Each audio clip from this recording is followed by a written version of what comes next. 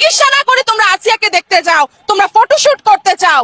আমাদের কি বললেন হাসান আব্দুল্লাহ যাচ্ছে, আমাদের আর্মিরা যাচ্ছে, অনেকেই ছবি পোস্ট করছে। কেন ভাই ছবি পোস্ট করছো? তোমরা কি নিজেদেরকে বীর পুরুষ মনে করছো? তোমরা কি মনে করছো মাগুরাই যাচ্ছি, কবর জিয়ারত করছি, দাফন করছি, আমরা বীর পুরুষ?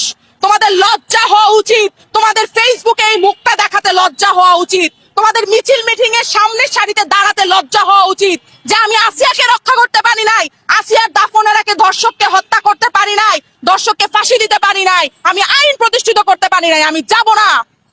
তোমাদের চুরি পরা উচিত, তোমাদের ঘুমটা দেওয়া উচিত। আমাদের পর্দার দরকার নাই, তোমাদের পুরুষদের পর্দার দরকার। তোমরা যারা বড় বড় কথা বলো না, তাদেরকে কথা থেকে সরে আসা দরকার।